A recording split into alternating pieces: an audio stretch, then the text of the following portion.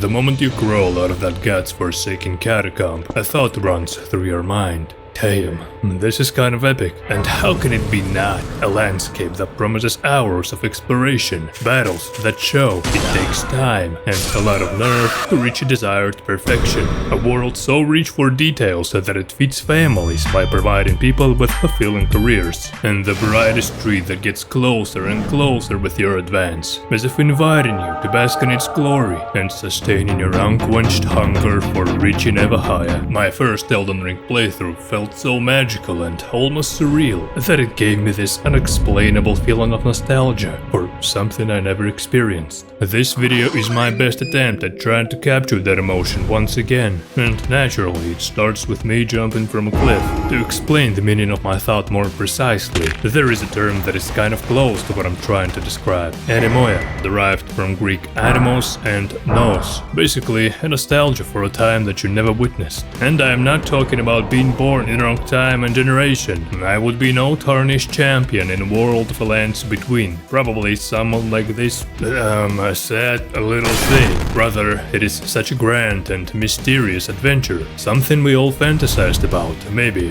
forever ago. And now that it is actually here, it's hard to comprehend its very existence. I am not even being overdramatic here. Can someone explain to me how they made this game in 5 years? The idea of Elden Ring feels like a warm, empowering thought, like you're standing on the precipice of a land yet unexplored, with golden leaves falling all around you. But then it turns out to be real. This game has many great moments of immense significance that are even more distinct in their ability to make you question the legitimacy of the sheer epicness happening on your screen right now. And I will share some of those moments, starting from here. Whoops, my bad. I meant here.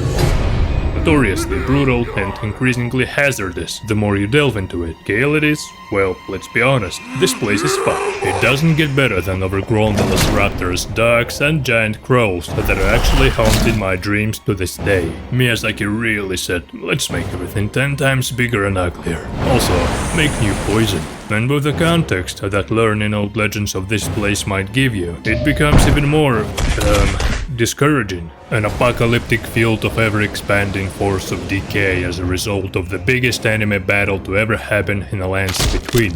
Brother, how do you recover from that? Do you even try to, or maybe just wall it off with fire and forget it ever existed? With the whole world feeling like remnants of a once great land, Caelid in particular feels like it will never truly be, well, even inhabitable once again. All that's left to do now is to plunder forgotten tombs, get blasted from existence by the most randomly placed unique enemies, and participate in a fight so monumental that its outcome may shift the fate of the stars. Everybody knows who Radahn is, but did you know that he loved his horse so much?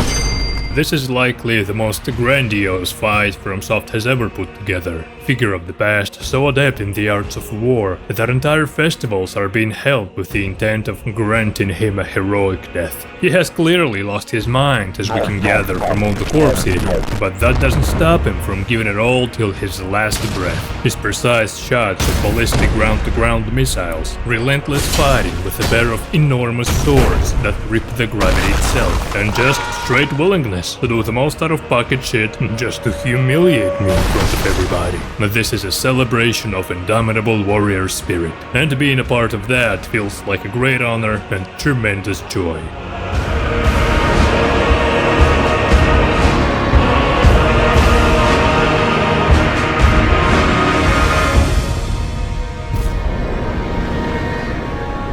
With stars unleashed once more, we can look upon new horizons. A change of pace and scenery wouldn't be so bad right now. Holy shit, anywhere but this place!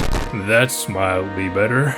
Even kind of peaceful, I guess. It is when you arrive at this exact spot and your camera pans out to a wide shot of this beautiful, even majestic view. It is then you realize, I have dreamt of a game like this. See that tower in the background?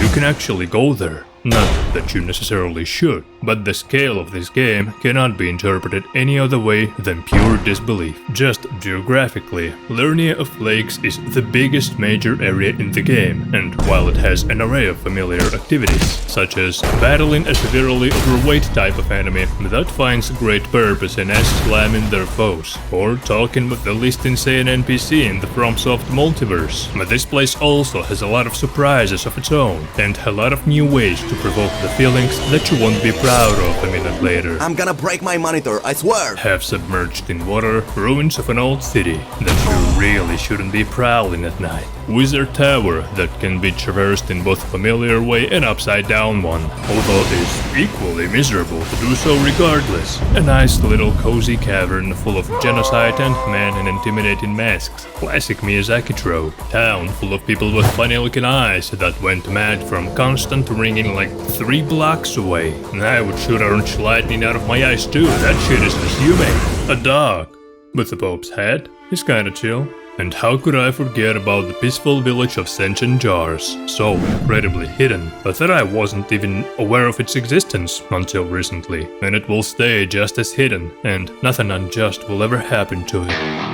I can go on, but the truth is, I mentioned like 10% of what this area offers. To play Elden Ring is to experience a whole new world, or maybe even 2 new worlds.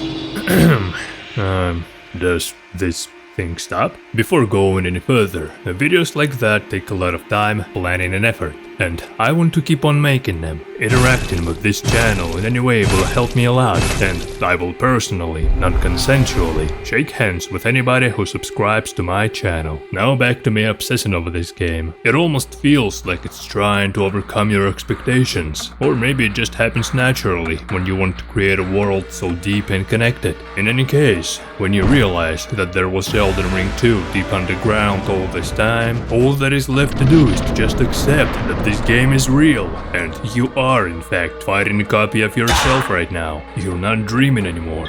Or maybe you finally understand what dreams look like, with its sleepy ambience, upside down structures and starry skies that are actually cavern roofs filled with glowing fungus. Eternal cities feel like a second world that opposes order up above. It's fun looking for connections and motivations in this universe when you know that behind almost all design choices there was a conscious decision to put it there, so that it will make an already sizable world feel connected and even intertwined. Almost all.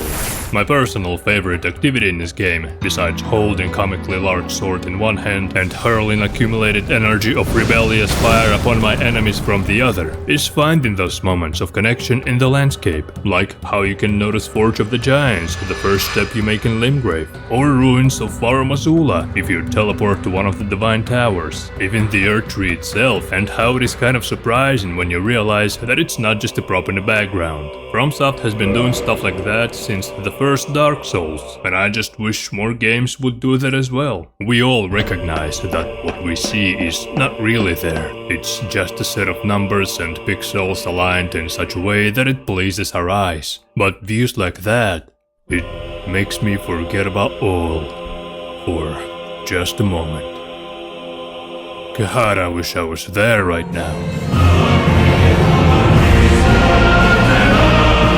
Soon the story of Elden Ring will expand to new domains. Or maybe it already did for you. As a FromSoft fanboy since Dark Souls 2 release, it feels so natural that their games have reached such a wide success. I'm just glad that more people got to experience that adventure, be it the ashes of a world that is destined to repeat its own cycles, the lands fall into ever-expanding ambition, or average streets of Birmingham, UK. That adventure that was totally yours, and I guess that's what people love about it. You're thrown into a world with almost zero explanation and are expected to achieve some great things. Its history is for you to discover. Motivation of characters is up for speculation. Choose your weapons, your style, choose your destiny. While maybe not for everyone on the surface, it has opportunity to fulfill many fantasies, to enjoy that world that you may have dreamed of at some point in your life, like I did.